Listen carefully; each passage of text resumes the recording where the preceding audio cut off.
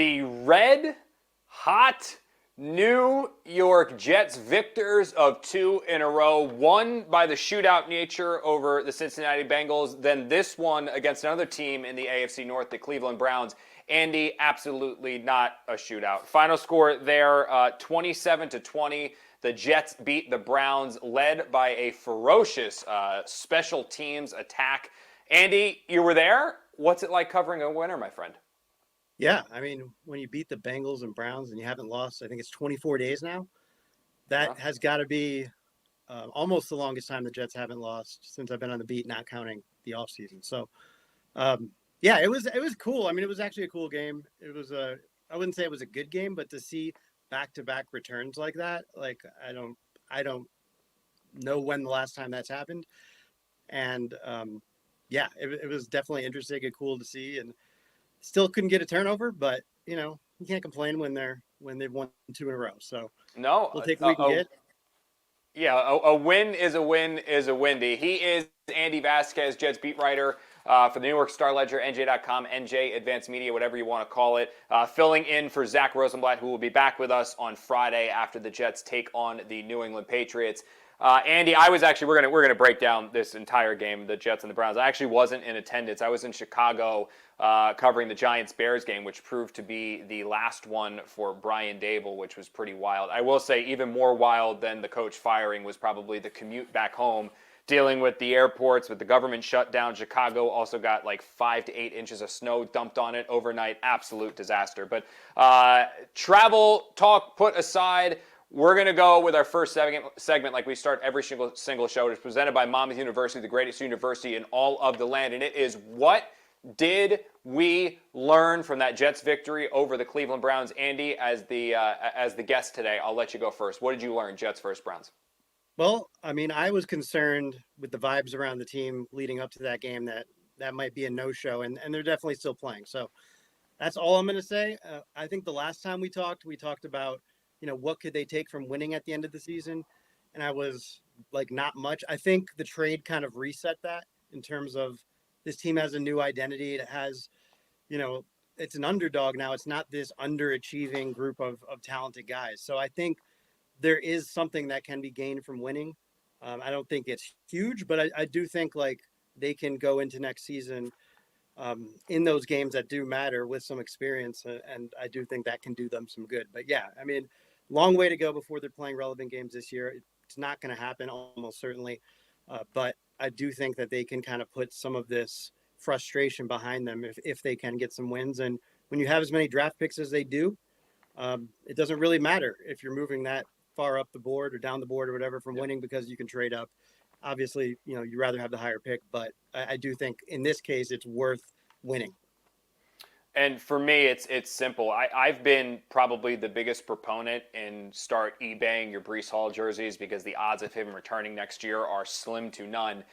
After the way he played against the Bengals, the screen touchdown that he had, which essentially handed the Jets this victory, the Jets might want to reconsider, and I'm starting to change my stance on whether or not Breece Hall should be a priority re-sign, either with a transition tag, franchise tag, or even just a normal 2 or 3 year contract extension. The way that Hall has played the last 2 years, I'm at least putting back on the table the odds that he sticks with this team beyond just this season, because he's starting to show signs of the player that I kind of thought had gone, the game-breaking, game-changing home run threat that we saw the first couple years of his first couple years in the league. It looks like it's back, and he's really starting to come into his own, and maybe even stepping up more now as a leader, with Quinnen Williams gone, Sauce Gardner gone, and Garrett Wilson nursing that knee injury that he re-hurt against the Cleveland Browns. All right, let's get into this game, Zach, because the one thing I want to talk about, and we're going to get to special teams, absolutely. We're going to get to Justin Fields. We're going to get to the defense, Will McDonald with the 4 sacks. He's really coming on. And then how the Jets also went about replacing Quinnen Williams and Sauce Gardner. But there are cliches in the NFL, and you hear them. They're tried and true. They're repeated over and over and over again. Cliche, coach talk, whatever you want to say. But the one thing that people hammer on and repeat time and time and time again is the need to learn to win.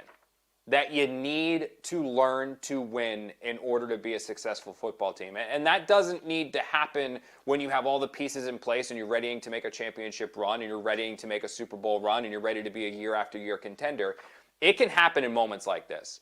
The Jets, after moving on from Gardner and Williams, are in no way, shape, or form a legitimate contender within their division, within their conference, within the NFL. That's just not the case. They are a flawed team. They are overrated in some senses, and they absolutely need more pieces than we, Darren Muji, and Aaron Glenn believed when they took the job or when this whole thing started coming together in training camp.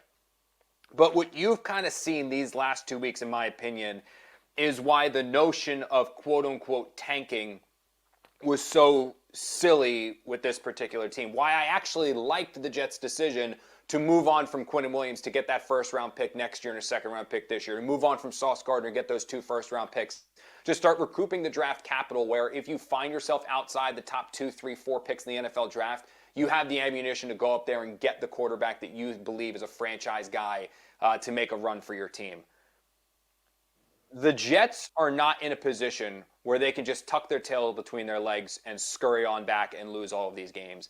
These victories now, yeah, they're going to cost them draft position. Yeah, they're not going to be part of a playoff run. No, we're not going to get to the point where they're playing meaningful games in December.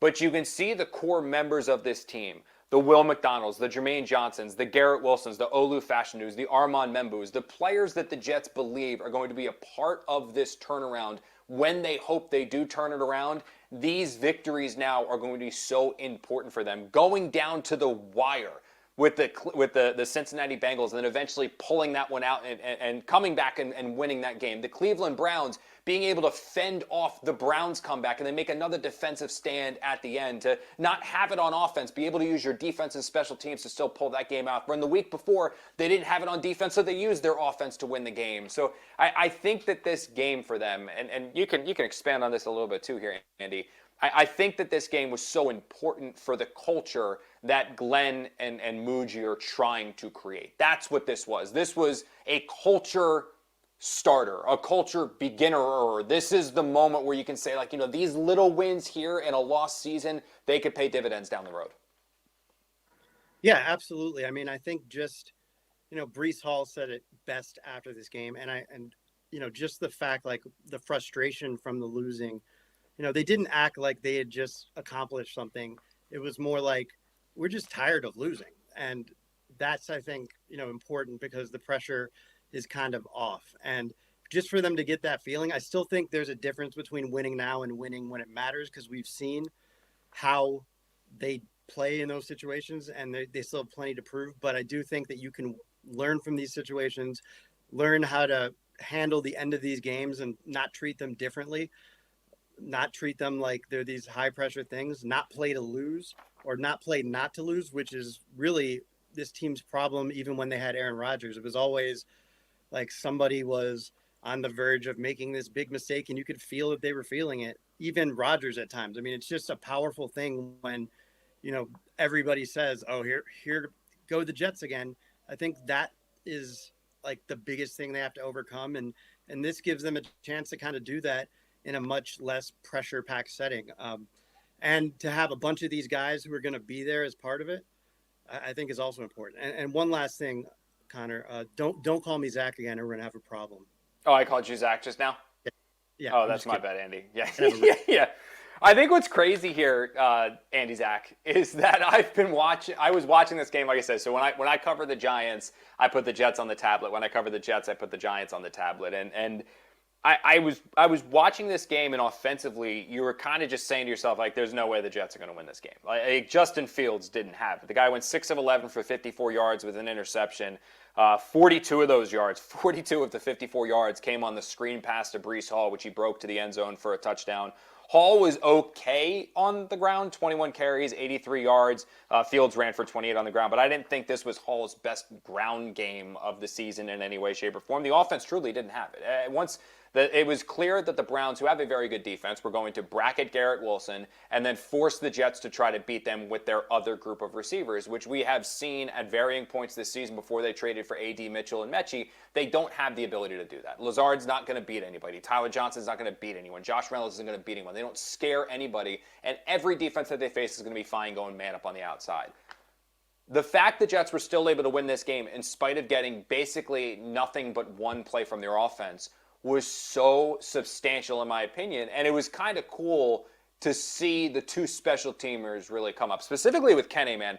This is a dude who, it seems like anytime he touches it, he is just a game breaker ready to happen. Joe Caporoso of Badlands, I thought, had a very funny tweet. But basically said all this guy knows is injuries and touchdowns. That's it. He either gets hurt or he has some game-breaking touchdown.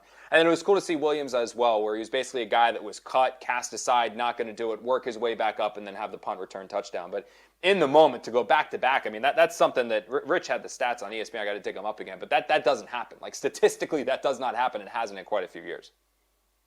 Yeah, I think it was the first time since 2017 and the first time in the first quarter since 2006. So yeah. Yeah, and then that's not even on back-to-back plays. That's just in the same game and in the same quarter. So, yeah, it was wild because you're sitting there watching that game and you're like, how many teams have lost when doing that, when having a punt return and a kickoff return in the same game?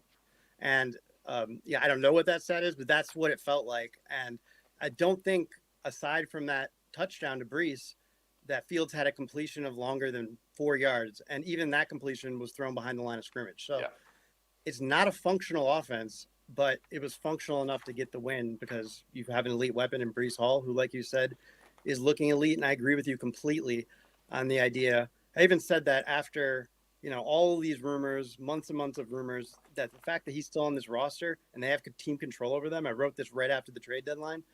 It makes you think there's a chance he's going to be around next year. And I don't think it's a small chance. And the better he plays, I think, that chance goes up because then he can be a trade ship a year from now if he's tagged or whatever, or he could be a part of the long-term solution with a contract extension. I think kind of anything's in play depending on how he plays the rest of the year. Yeah, Andy. With Hall, I genuinely believe his chances of staying with the Jets increased exponentially when Braylon Allen got hurt on that return because Allen's a really good back. But if the Jets had him and they were running it really well with Allen and running it really well with Hall, and they like the last regime and this regime still views Isaiah Davis in really good light. They believe they could be successful with Braylon Allen and Isaiah Davis, so they ship Breece Hall away. Now you kind of have concerns about, well, what is Braylon Allen going to be? Are we really comfortable if we lose Allen again? Can Isaiah Davis be the lead back? Why don't we just keep what we have, not create another hole that we then have to plug? That's the thing that when you're a team that's rebuilding, which is what the Jets are, you kind of have to analyze it. It's a difficult thing to do because, Andy, you're a former basketball writer. You've covered bad basketball teams.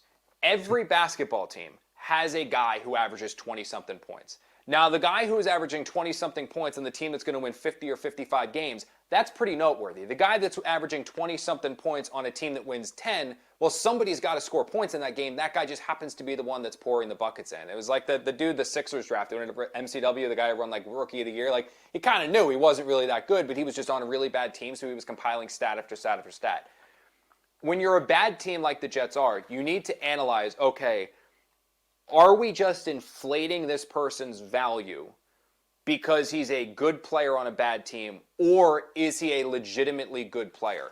I think Hall, earlier in this season, kind of towards the end of last year, it was like, well, you were clinging to his name from his first year and how good he looked his first year. You're not looking at the player who had the former injuries, the guy that had kind of started running a little soft, the guy that very clearly the regime seemed ready to move on from. Now, you've got him riding the go-kart around the locker room, truly stepping into a role as a leader like you haven't seen before. He's been more vocal with the coaching staff saying, use me, I want the ball, I want the ball, I want the ball. That's the alpha on offense you're looking for. Not a disruptive force, but somebody who wants the ball in his hands because of what he can do. And now these last 2 weeks, you've seen him do it on the field. There's a lot of time left, absolutely. This thing could completely fall apart. Hall could average 3 to 3.5 yards a carry the rest of the year, not have another breakout, and the Jets say, you know what, forget this, go test free agency. But at least the opinion on him seems to be changing, and the narrative is changing because of the performance. Yeah, I think if anything, A game like that win over the Browns, he's like the opportunities are so limited and they're selling out so hard for the run. For him to be able to impact the game in the way that he did is proof that he is even better than kind of what the stats are saying this year. I mean, it's been that way for Garrett Wilson because the opportunities have been so limited the last couple of years. I mean, we've seen Breece's targets have been down. They haven't been able to use him in the passing game the way they've wanted to, but for him to take advantage of the opportunity that he got, for him to read it perfectly, know the blitz was coming, knowing, after, as he said after the game, if the right guard got the block in, that he was going to take it for a big gain, and then doing it. I mean, in a game where there just weren't a lot of chances for him to get out in the open field, that to me is a testament to, he's back and kind of past all the issues that we had last year where, he can't hold on to the ball, catching it, or with fumbles. He's having trouble picking up blocks and obviously running through contact. He's shown massive improvement in all of those, and especially, the last month. We appreciate everywhere you guys are watching Jets Final Drive. If that is on SNY.TV, big thumbs up. If that's on X, big thumbs up. Love you there. Make sure you guys follow Andy Vasquez on X along with me and SNY's digital channels. The place to be, though, and we say this after every single, or during every single show, I should say, is YouTube. The reason why YouTube is great is you can watch the show and interact with us live throughout the show with the comment section that is on YouTube. So if you got something to ask Andy, you can ask Andy. If you got something to ask me, you can ask me. You can yell at both of us, say we're dumb. You probably will. And our producer, Brian Pincus, is back there monitoring the chat right now, and he'll send me some questions as they come in via text, and we'll take them throughout the show. So again, we appreciate anywhere you guys decide to watch this show, but YouTube is absolutely the place to be because of that comment section. Moving on a little bit here, Andy, we are going to go to the Jets defense. I was pretty ready for this to be a disaster. And it might end up being a disaster down the road. Once the kind of the high of Sauce is gone, Quinnen is gone, guys need to step up. Once they kind of regress to the mean, it might end up being pretty bad. But that was a pretty damn good performance. Andy, speaking on the defense, when they traded away Sauce, when they traded away Quinnen, you kind of got to a point where I thought there was going to be this big step back. There wasn't, and what you saw was guys rise to the occasion. You saw Quincy Williams, challenged after being demoted, step up in a really big way. Jermaine Johnson kind of filled the void of the leadership role that you lost with Quinnen Williams. You had Will McDonald playing like the force that we thought he was going to look like after his breakout season a year ago at 2 sacks in the opener against the Steelers before kind of falling flat with those 4 sacks. He was rushing from the inside. He was rushing from the outside, using power, using speed, showing the Pro Bowl potential that the Jets hope he had, and why they kind of made him basically an untouchable like Garrett Wilson during the trade deadline. This defense was among the more promising aspects, I felt, in large part because I thought that, well, it was going to be a disaster. I mean, I think it helps to face a guy like Dylan Gabriel, who's clearly struggling a bit, and, be able to get pressure on them, but give credit to Steve Wilks for the game plan and getting that done. If when they run into a quarterback, even like Drake May on Thursday, if they don't get pressure on him, it's going to be a potentially very long night. And the Patriots are obviously going to know what's coming. So I'm interested to see that. But in particular, I thought, the promising performances with the pass rushing, I thought Quincy, that was exactly what you want to see. And, clearly the Jets called him out for a reason, and they got what they wanted out of that. Even if he was maybe not as demoted as he thought he would, I think he still played like 52 of the 72 snaps. So I thought there was a lot to feel good about, but still have some questions about the secondary, still have, a lot of questions about what it's going to look like against a good quarterback. But for them to go out and, I think they had 6 sacks and they had 11 sacks going into that game. So, they basically, did half a season's worth of production, or what they had done in the first 8 games in, 3 quarters, because most of that was in the first 3 quarters. So I think that is exactly what you want to see, and them not looking completely lost without having Quinnen out there in the middle of the defensive line. I think this is an interesting question, because I don't totally know the answer. I think ultimately you're going to need a bigger sample size, but We were just speaking about the players that are overvalued because they're good players on a bad team, but are they actually unbelievable? Are they actually truly superior? Are they the upper echelon, elite level caliber guys? And Sauce Gardner, I was one of his biggest. I was one of his biggest supporters within the media. I genuinely believe this guy was a game-changing, game-breaking, elite level corner. The Jets traded him, and the secondary didn't get worse. The Jets are not. I won't say to like they beat the Bengals, but they didn't exactly beat the Bengals because of elite level cornerback play. The Bengals dropped 38 points in that game. But is there a chance here, Andy, that maybe Sauce's value? I don't think Sauce the player. Sauce is still a tremendous football player and a top 10 cornerback even on his bad days. Is there a chance that Sauce and Quinnen's value to the Jets was inflated amongst the media, inflated amongst the fan base, and believed to be more? They were believed to be more impactful players, maybe, than what they actually were, considering how the Jets were able to mask things up without them. Or was this more just an example of Browns quarterback Dylan Gabriel being bad? Yeah, I think it's interesting because both of those guys at the top of their game, Quinnen in I think it was 2022, Sauce in 2022 and 2023, were every bit of those players, every bit of those game changers, every bit of Hall of Fame type caliber players. But Sauce, and I'm not saying he's been bad, but he just hasn't been that guy. He's been a very good cornerback. Like you said, I think he's been top 10 his whole career, probably closer to top 5, but he hasn't been the best cornerback in the NFL since his second year. And Quinnen hasn't been really in the conversation for being the best defensive tackle in the NFL since 2022. So, or 2023, I can't remember which year it was that he was a first team All-Pro, but it was that year. And that's why I think it's especially impressive what the Jets got out of them in terms of value back, because they got the value that they were worth at the top of their game. And neither one of those guys were going on a full season now since they've been at the top of their game. If you look at, not just statistical production, but where the analytics guys are rating them as well. So that's where I think those guys are very good. And if you want to troll, you would say the Jets were 3-1 in games where Sauce Gardner was hurt or wasn't able to be on the field. But to say the Jets were better or as good without Sauce, I don't think that's true over the long run. I think there's going to be, especially now that you're getting into the depth with AZ Thomas out with the concussion, there's going to be a price to be paid. But yeah, I do think where maybe 2 weeks ago you're still thinking Sauce is this untouchable guy. The fact that the Jets were maybe he shouldn't be is a good sign of them being forward thinking.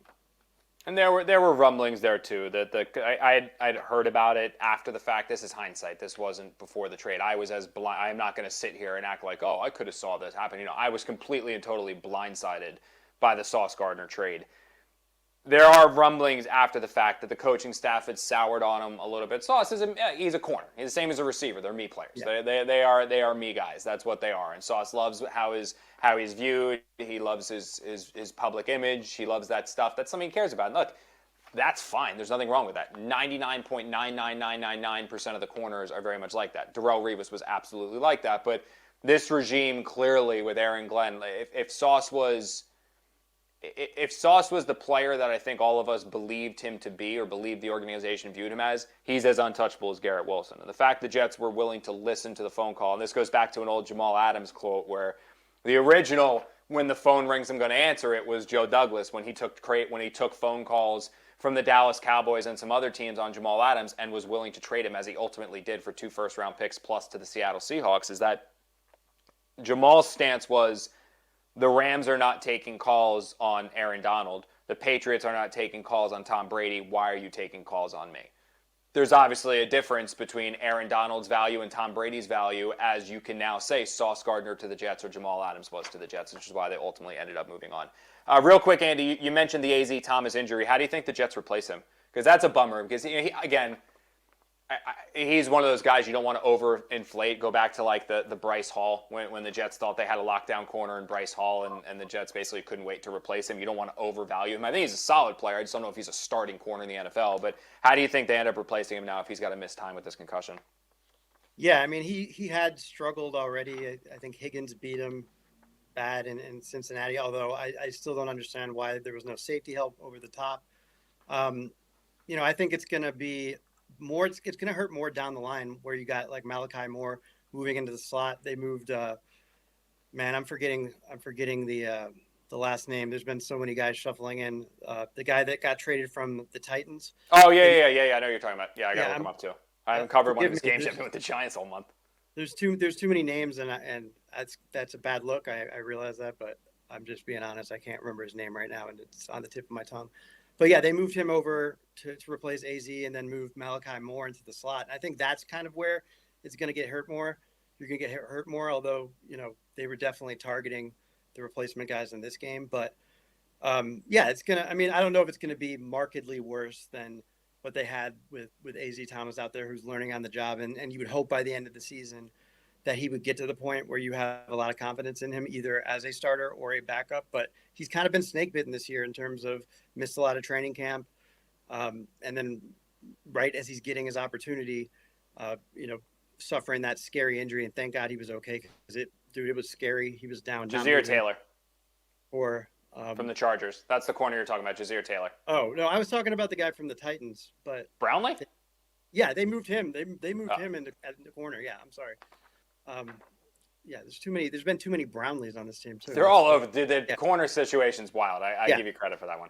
Yeah, but I'm in the moment, at least, like, because the game got crazy and I stopped paying attention, as it wound down. But like right after the injury at the end of the first half, that's what they were doing. They may have changed it up in the second half, but yeah, it's going to be a work in progress. It's going to be, I think it's going to be, because they also have the liabilities at safety now with Cisco out, who was pretty good, but wasn't great, since the Jets picked him up in free agency. So you're really thin at safety. You're really thin at cornerback. And it's pretty amazing that a year ago, the Jets cornerback room was the strength of the whole team, arguably. And now all those guys are gone, and it's a big liability for them. And it's going to be really interesting to see how they handle that on Thursday, because I think that could be big trouble. Once again, we keep reiterating to you guys, we love everywhere you're watching this show. SNY.TV, Facebook if you're over there, on X. But the place to be, like we say all the time, is on YouTube, because you can interact live with us throughout the comment section. A couple questions coming in here from Brian Pincus, or questions coming in on YouTube. Brian Pincus, our producer, is the one who's forwarding these to me.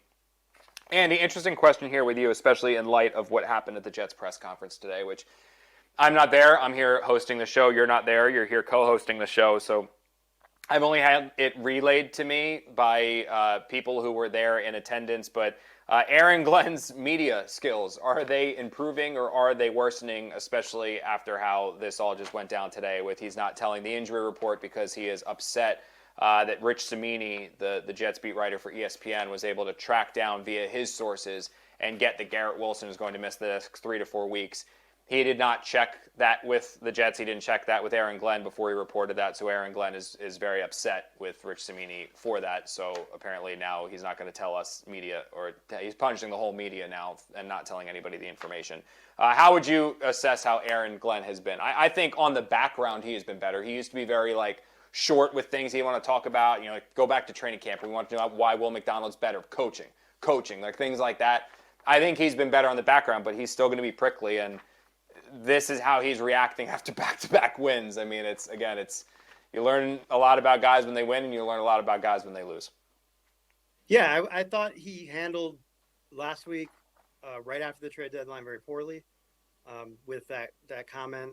He's so intense, and what's the best way to put it? He's, it's almost like it's a competition, or he doesn't want to get one up by us, and I think sometimes he gets a little lost, and doesn't. I don't think he meant to say this is a team you can be proud of at some point, but and that's not the right message to send to your locker room or to the fan base. As season ticket prices go up and you trade away your 2 best players when you're 1-7, not the message at all. It's the exact opposite of the right message. But I thought he responded well on Friday and then said all the right things.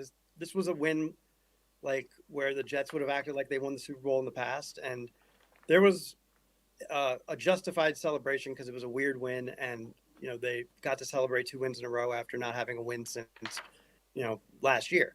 But if the right away the focus was on the Patriots, and maybe that helps because it was a short week or whatever, but I thought that was good.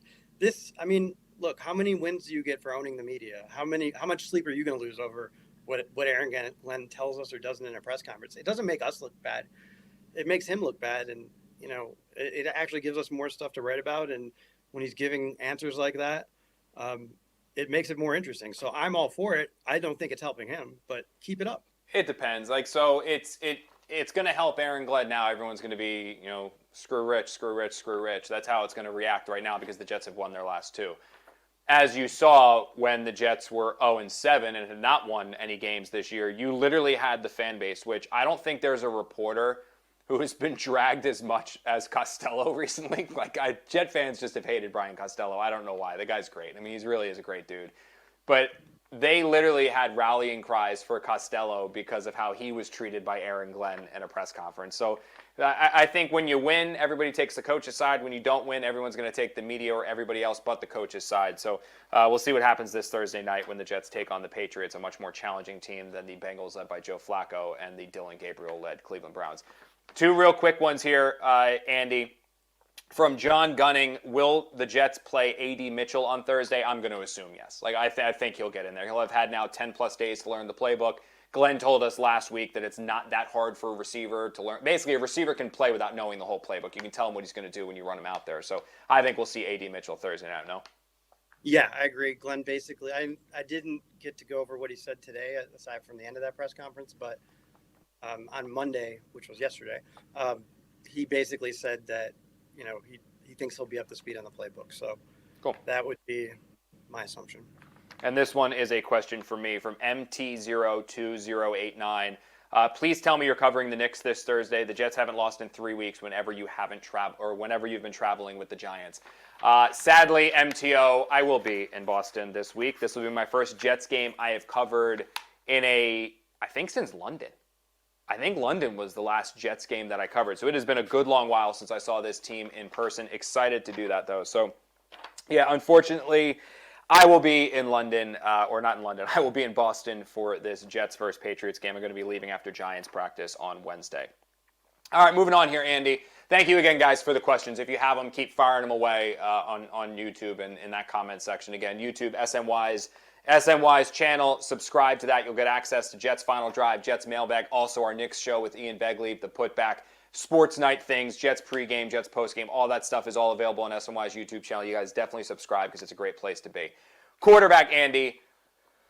Whoa, boy. Not a good game for Justin Fields. He looked scared to throw the ball again, didn't look particularly effective, threw a very, very poor pass on an interception, which Aaron Glenn said he was happy about because at least he was stretching the ball down the field. That's a very low bar to clear.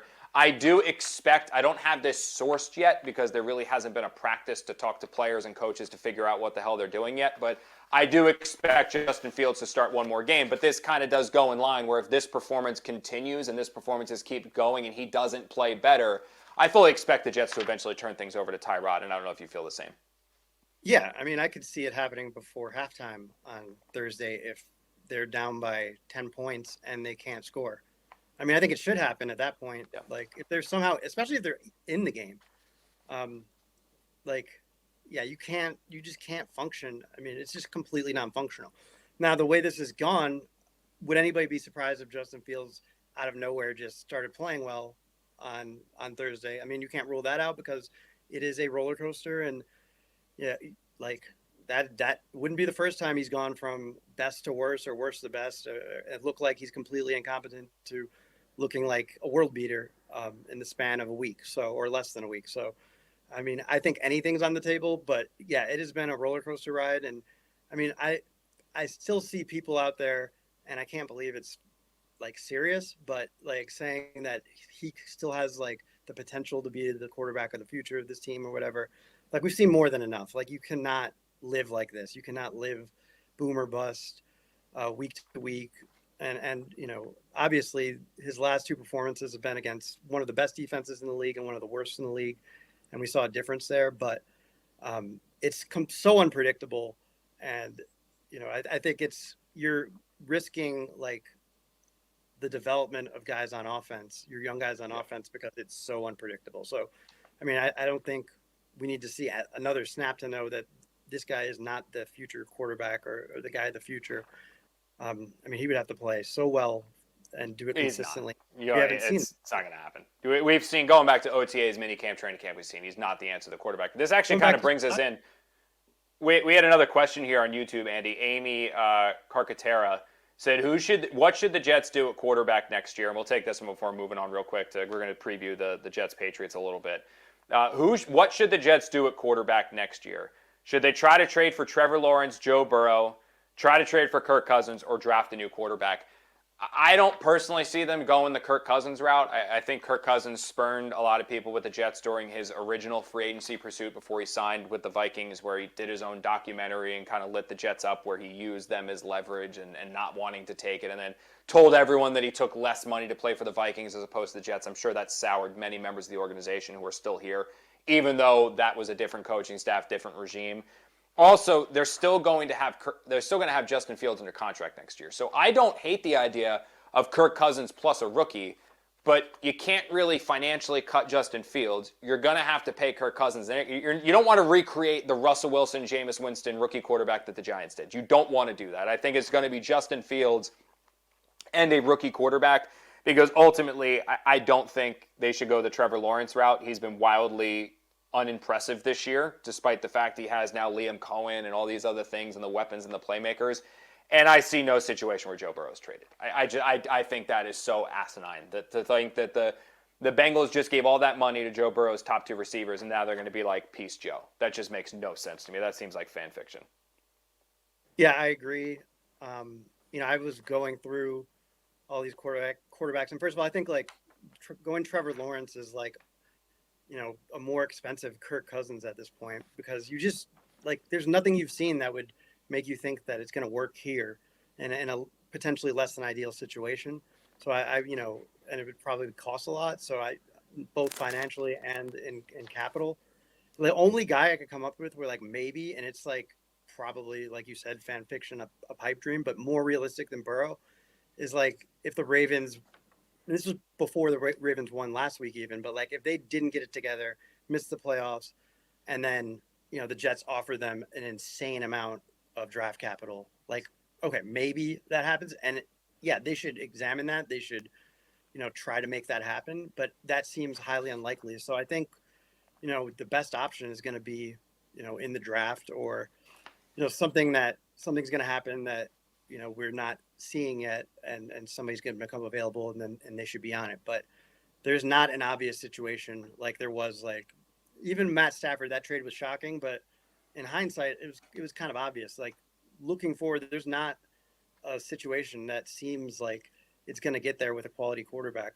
who's going to be available. So yeah, I think there's a lot of good options in the draft. It's a deep draft, and there's plenty of guys who have shown success in college, the kind of success that's translated into the pros. So it's just finding the right guy that fits for, everything that comes with being the quarterback of the Jets. And that's going to be the hard part, as it always is. That guy might be Fernando Mendoza, because Darren Mucci got an up-close look at him at the Indiana-Penn State game.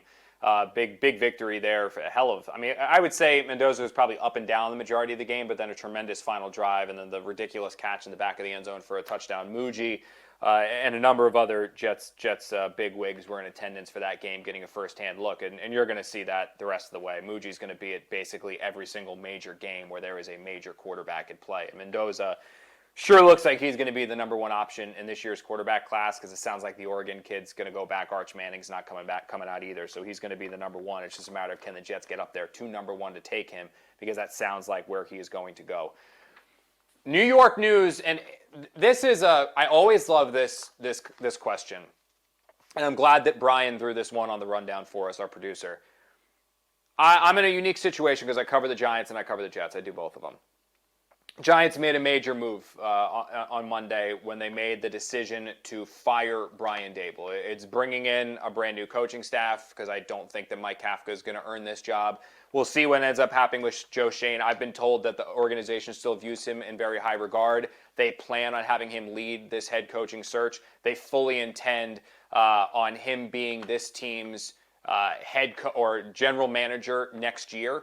As Andy, I see left us again. He's in and out of this. He's like that meme, the Simpsons meme, where the hat comes in and the hat comes down. But Joe Shane right now is somebody that the Giants fully intend on being their general manager next year. From what I've been told, a colossal collapse could have them rethink their overall plans with that. If they lose out this year and still finish with only 2 wins, or they only win 1 or 2 games the rest of the way, or only have one more win the rest of the way, and they're looking at 3-14 again, I think even though you can say the coaching staff, I think that's probably a pretty hard sell for them to just think or assume that they're going to bring him back and everything's going to be fine and dandy and all that stuff.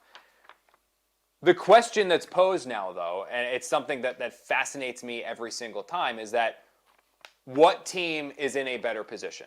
Is it the Giants who are in a better position, or is the Jets who are in a better position? I think that from a Giants perspective, Andy, they have more pieces in place right now. They have Malik Neighbors, Darius Slayton, Wan'Dale Robinson. They have not as good of an offensive line as the Jets, but they already have their quarterback. They have a defensive line that is ferocious, and that what you look at the Giants with, they still need pieces, but a new coach is going to bring out more from this.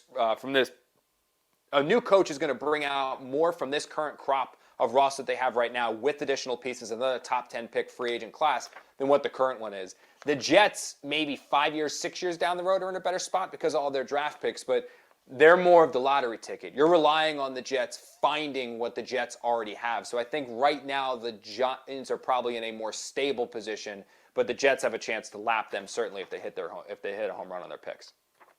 Yeah, I think it kind of depends on what happens next in terms of what they do with the GM. It gives me a little bit of pause, that it hasn't worked with that partnership and then one guy's sticking around.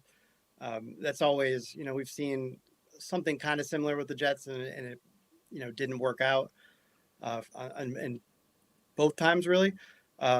So that gives me pause. But yeah, I mean, if you have a quarterback who has shown that he can make big plays in this league and help you win games, and I know the Giants have lost a lot of games that they should have won, but Dart also did win a few.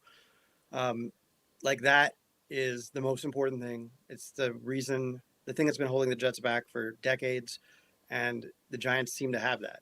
They need to keep them healthy, but like just that alone is huge. So right there, and yeah, I just think overall there is more talent on the roster, especially after the events of the last week, and it's a better situation. But I would be. It'll be interesting to see Shane pick his coach if that's what happens, and that's going to be like the concern and getting that right, because you really only get one shot of it at that. With a quarterback at this stage in his career, at least in your building. Yeah. If it doesn't work out, Dart will get a chance somewhere else, but you're only going to get one crack at it. So 100%. you have to get that right. Yeah, 100%. All right, last segment of the show, Andy. Let's talk a little New England Patriots, right? This is kind of weird because usually we do this show on Monday, the day after the game, and then you still got to wait like 6 more days and so much can change before you get to the actual game. But this one's in just 48 hours from the time that we are recording this one. It's going to be Jets at Patriots on Thursday Night Football. The line opened at 10.5. It's already jumped up a point. The Patriots are now 11.5-point favorites. If you're looking for a silver lining, if you're the Jets, of how quickly things can turn around, the Patriots were an absolute joke 2 years ago. The Patriots were still very, very, very bad last year. They got their coach. They rounded out the roster with veterans who know how to win, and they now have a situation where they are 8-2 and look very much like one of the 2 or 3 best teams in the entire league, let alone the conference. They've already taken down the Buffalo Bills. They're starting to run wild on inferior competition. The only team that you really haven't seen them take down yet is the Kansas City Chiefs, but Drake May is playing at an MVP level. Stephon Diggs looks like the perfect addition to that receiving core. Their offensive line looks as good as it has ever been, and their defense is playing some really, really good football. And oh, by the way, they have one of the best CEO coaches in the entire NFL, someone the Jets wanted more than anything in the world, in Mike Vrabel leading the entire charge. Two-part here, Andy. Do you think that the Patriots now are gearing up to start another dynasty? I personally think that's strong. I mean, they literally had the best quarterback in the NFL. But you are starting to see a situation build where the Bills are going to be around for a while as long as Josh Allen's there. Now that the Patriots have Drake May, The Jets need to have their quarterback, because if you don't have a legitimate franchise quarterback, you're never going to consistently compete with the Bills, and you're never going to consistently compete with the Patriots, and that puts you as third or fourth in the division, depending on what happens down in Miami. Yeah, I agree. I think they're already the best. I think they're the best team in the division this year, and I don't think it's real close. I like it depends on how good Drake May is going to be in terms of a dynasty. I mean, they have to win first, and like it's pretty rare to get a quarterback who's as good as Tom Brady. So, like, yeah, I think there's a long way to go before we're talking about anything like that. But they're going to be good for a long time, and like the it shows that the Jets, don't necessarily have to wait a long time before they're good, but they have to get the quarterback right. It starts with that, and they'll have to be aggressive in free agency. And Glenn brought that up on Monday that the Patriots were super aggressive in free agency, and a lot of it worked out. And the Jets are going to be in a position to do that. The question is going to be the quarterback, and we're not going to know until the games start, probably how good their quarterback is. So Yeah. that's going to be the X factor, as it always is for the Jets. But yeah, I mean, I think there's a lot of the blueprint that the Jets can follow, and the Jets are in like a way better situation than they've ever been in for a rebuild before, in terms of having pretty much an offensive line set, having still a lot of talent on both sides of the ball, and talent that is played a lot but is still young. So I don't think like the Jets. I don't think it's far fetched to say like 2 years from now the Jets and the Patriots could be the best team in this division. Yeah. But like the Jets have to find a quarterback. It really starts with that. But yeah, at the very least, the Patriots are here to stay. They're going to be around for a while. Drake May is the real deal. And now we got to see, like, can they get over the hump in the playoffs that the Bills haven't been able to get over. Sorry. Yeah. Like, can they get over that hump? Like, if they do it this year and win some big games or knock off the Chiefs, and even if they don't win it all, like, watch out. They're going to be, like, right there for several years. I think that's, like, the only question you have left, because, I mean, how could you ever expect it 8-2? It's almost hard to believe, like, and it's not Mike Vrabel, fluky. man. Mike Vrabel. Like the Jets. The Jets interviewed Mike Vrabel, man, and I cannot express how much they loved him and they wanted him. Like he was their 1-1. They wanted Mike Vrabel more than anything else, so much so that I heard that when he was on his way to take the Patriots job, they made a last-second call to say, is there anything we can do to give you this job? Full control, more money, what do you want? What can we do to change your mind? And truthfully, I know this from talking to people close to Vrabel, he did not use the Jets as this toy. He wasn't just playing with them just to have some fun and then shipping them off and completely ignoring them. He was as interested in the Jets as the Jets were interested in him. And if the Patriots job had not opened, I genuinely believe that Mike Vrabel was going to take the Jets job. Like, he was going to take the Jets job if the Patriots job did not open. He connected that well with Jaime, connected that well with Woody, connected that well with other members of the Jets brass. Like, it truly was a great double interview. Like, it really was. The Patriots was just the be-all, end-all. It was basically like, to compare it to a college situation, it was like when you're competing against a guy who has an opportunity to go back and be the head coach of his alma mater. Like, you're just not going to win that. Like, you're not going to win that if it's, when so-and-so wants to go back to Michigan or Ohio State or Penn State and it's their alma mater. You're not going to win out on that. And it was just, the New England Patriots job was something that Vrabel was never going to turn down. And now you're seeing the difference. And you want to question what it's going to look like in the playoffs?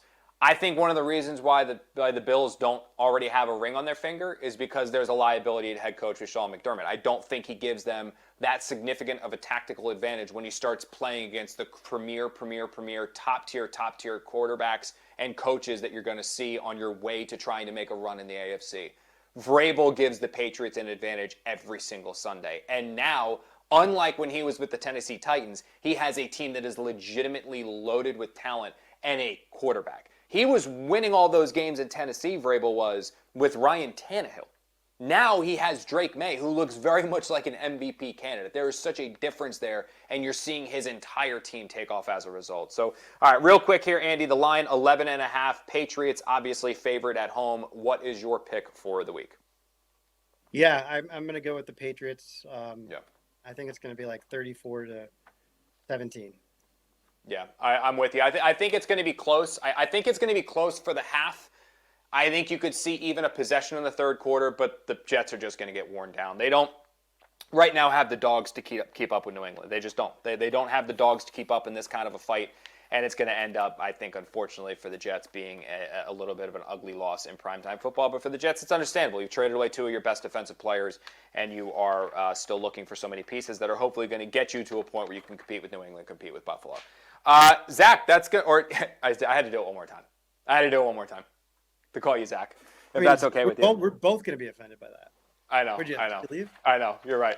I had to reach down again because I realized I threw my sheet, and then this has all the things that I was supposed to say before we go. One more thing on Vrabel, because yes. You brought up an interesting point. Like the fact that he was that interested. I think it's way too early to evaluate Aaron Glenn, but I think like the mystique of this Jets job is like if you can win here, it's like the ultimate challenge. And I think like as long as these guys in the future, anybody, any position, gets assurance that like they're going to get to do their thing, I think the Jets will be able to compete with anybody for jobs, because whoever does figure this out is going to be like, it's going to make Joe Namath seem like not that big of a deal. Like it's going to be that big of a deal. And I think every potential coach out there knows that. And there'll always be some guys like Ben Johnson who aren't going to be interested. But for the most part, I think like this job is becoming weirdly more appealing by the year that they don't get it done.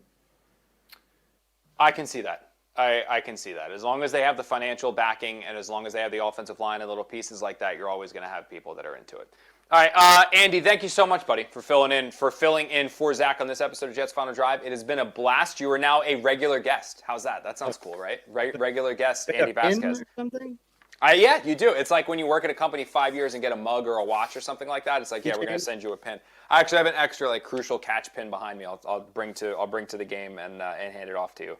All right, so this has been Jets Final Drive. Again, thank you, Andy, so much for joining. This was a blast. If you want more of me and Jets content from SNY, we've got you covered because Jets Mailbag is coming later this week. We're going to have that before the Jets take on the Patriots. Then before the Jets actually take on the Patriots, you're going to have Jets pregame live. We're going to be breaking down the entire game. It's going to be an absolute blast. After the game, we're going to have Jets postgame live. Stick around for that. If you want more sports content from SNY, we always push you guys to SNY's YouTube channel. Subscribe there because you'll get Jets Mailbag, you'll get clips from pregame, clips from postgame, Mets content, and the putback with Ian Begley. The Knicks are in full swing, so make sure you guys watch that. If you want some Zach Rosenblatt as well, although he wasn't able to be on this show, you can catch him obviously on Flight Plan, part of the Badlands with him and Tim McMaster. Big thank you to our entire production team. That is Brian Pincus, who was on the ones and twos for this show, Sam Candell, Corey Palmer, and executive producer Jeff Goldman. I am Connor Hughes. He is Andy Vasquez. Thank you guys for watching this episode of Jets Final Drive. We will see you on Friday after the Jets take on the Patriots. Maybe another Jets win, 3 in a row streak. We'll see.